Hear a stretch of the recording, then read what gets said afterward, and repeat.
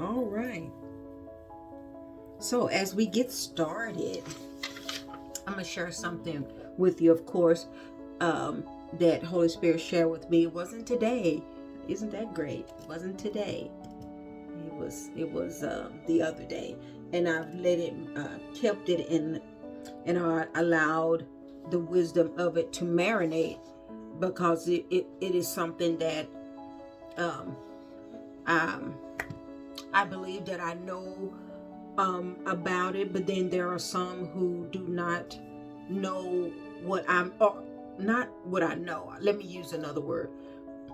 Others may not have experienced what I've experienced as it relates to um, what I'm about to talk about. And so let me quickly share this with you. As we are young people or um, children, I'll say children, whatever age you were, whatever that number is, and you were in your strongest imaginative period. I can remember imagining myself being something as an adult. Now, it was um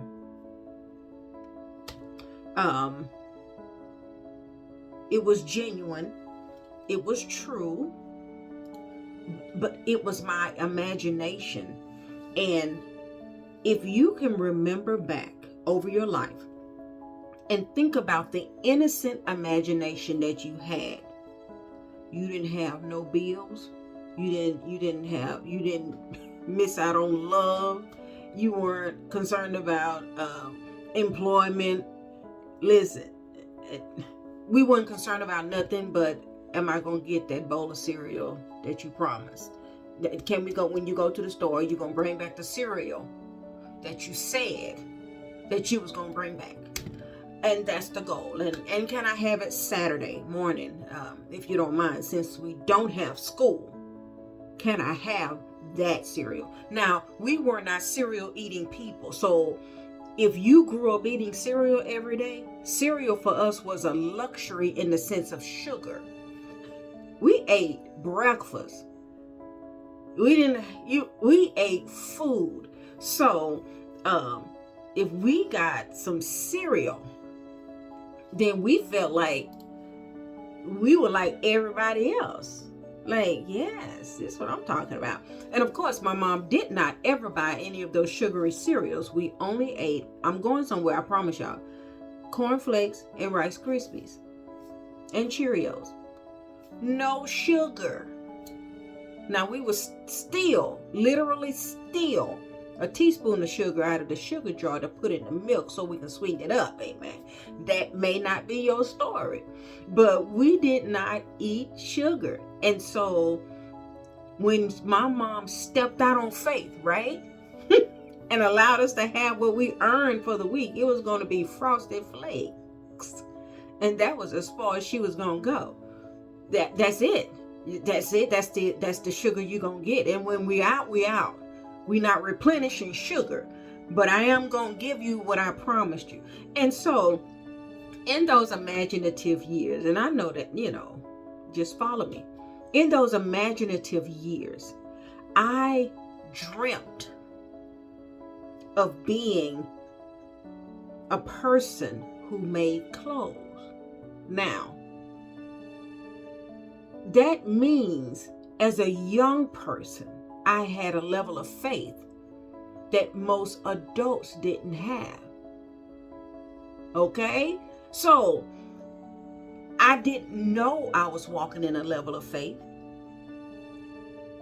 I was just being what I naturally wanted to be and was doing what I naturally wanted to do. Now, if you and I can look back over our life and say, I am doing what I always dreamed that I would be doing, or I imagine myself to do when I grow up. So, if you have not recognized what it was that in your innocence of faith determined what you wanted to be when you grow up, then there are elements of you that has unbelief.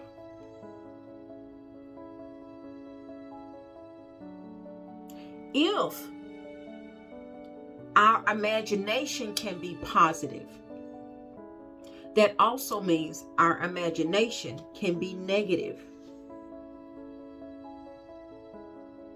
If everybody imagines now, listen, everybody has a measure of faith. Everybody does. And if we're not thinking, this is what I want to be when I grow up, and actually actively pursue that thing as a kid, what got us off our faith?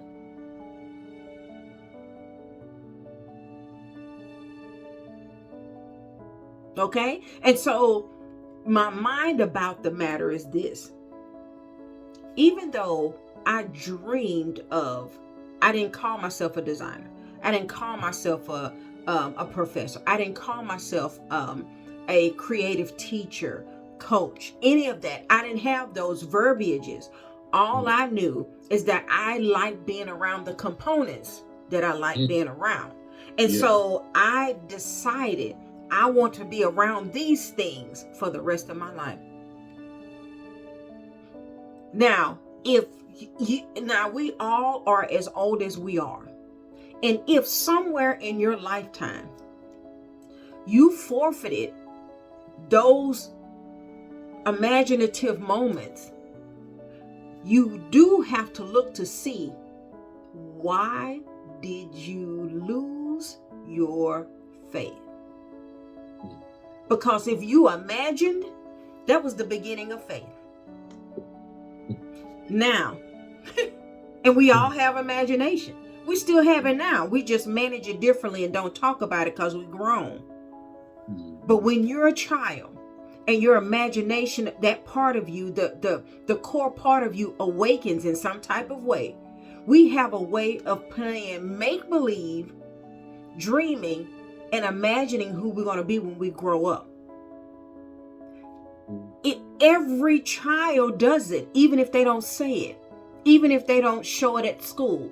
They're thinking, I want to be like this, or I don't want to be like this. Yeah. Or they see people in their life, it's like, I'm not going to be that. Deductive reasoning as a child of faith. We decide what we going to be, or what we want to be, and what we not going to be. Without the help of our parents, without the help of our little classmates in the elementary school. Sometimes they do try to tell you what to do, but that's neither here nor there. But in ourselves, we had a measure of faith that we may have already forfeited. And that could be why we struggle today. Our arrears in faith may go back as far as our childhood.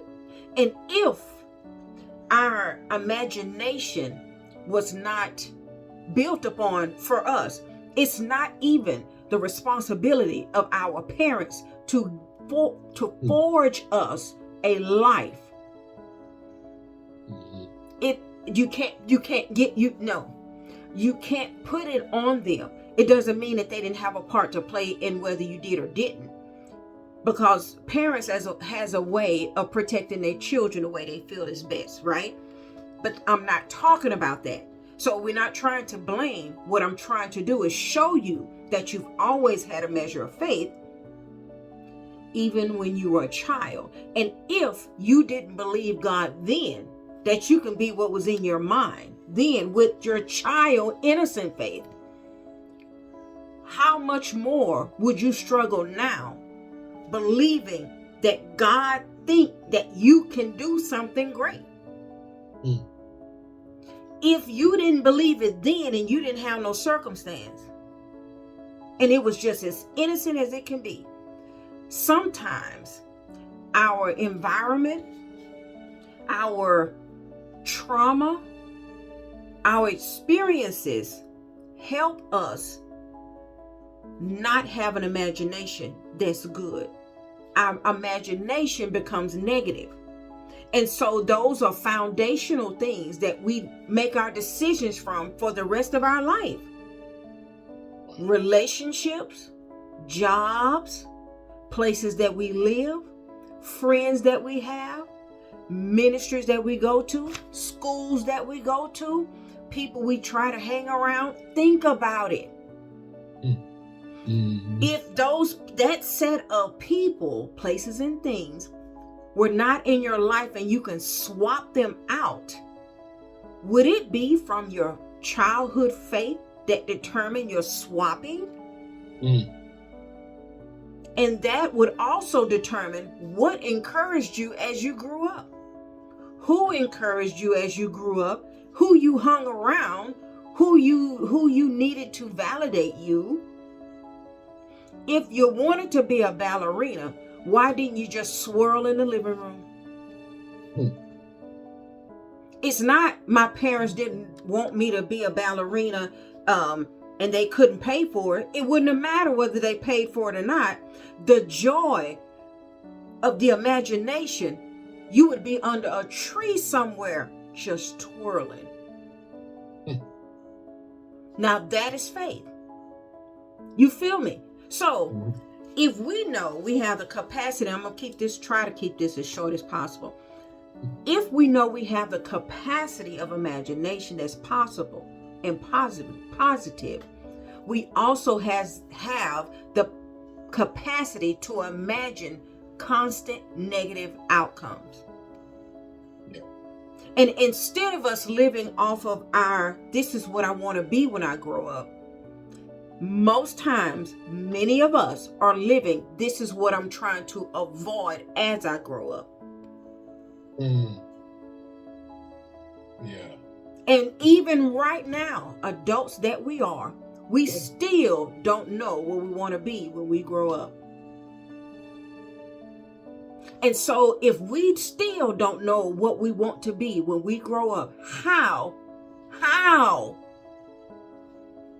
can we hear God? And how can we move forward in Him? And if He inspired us according to what we want to be when we grow up, if we don't know it, how are we going to know how to move forward? We don't even have a vision or a goal. We don't know what we want to be when we grow up. Some of us, and I'm going to cut it down, I'm probably lying, I'm sure. But some of us, that's not you. It's just people out on the earth, people in America and all the other countries, have yet to connect to who they are, what God is calling them to, and what they want to be, all in the mix. We missing that. And so, that being said, we cut God off early in our life.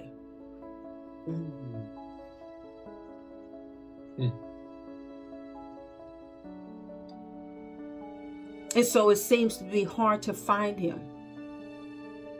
And for us to be able to get back to that space, sometimes we have to reconnect to that simple thing that gave us joy. That simple thing that made us feel close to God. That simple thing, or those simple things that gives God capacity to speak to our life. We are so held up and so bent up with responsibilities and things that need to be handled and taken care of, to where we can't even hear God, we can't see God, and He makes no sense. So hopefully today, out of all the days, you get to the place where you know what you want to be when you grow up. Not your occupation, but you decide what you want to be when you grow up. If you want to be smart, you can be that. If you want to be clear, you can be that. If you want to be healthier, you can be that. Whatever it is, I'm just making up these things. Whatever it is, your imagination is a great part of faith. And when you lose your imagination and you don't know what you want to be when you grow up, then you don't give God anything to work with, and you can feel like He's not needing you at all.